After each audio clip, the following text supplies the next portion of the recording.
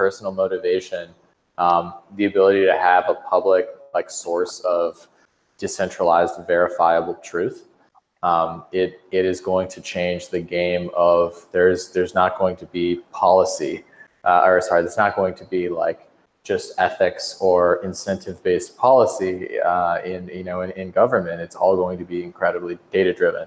And I think that the ability for people to make their own decisions and educated choices, to be able to differentiate what they see in the media and what they see in, sort of like this invisible blinder that I think is on, that we don't realize is happening when we use all of our devices and are subject to advertising and targeted,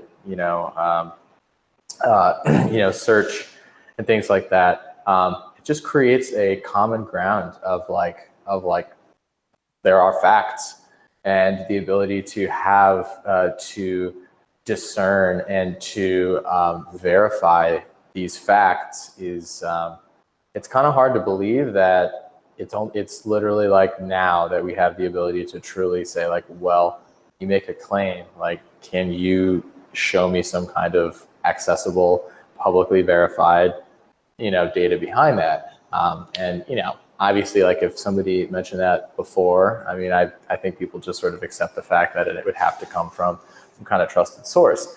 But this really just enables all of us to have a referential source of truth to make like decisions on, almost like, I mean, at like a large national or even species level that typically was left up to whether it's like policymakers or large stakeholders in the economy.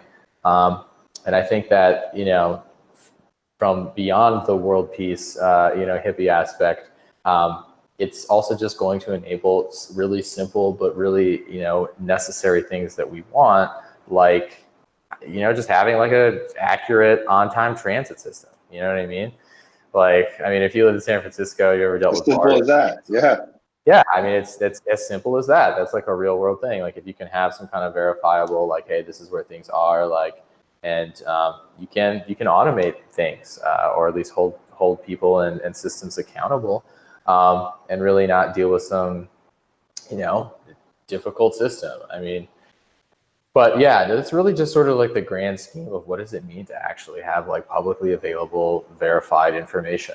I mean, conversations become less about opinion and more about like action.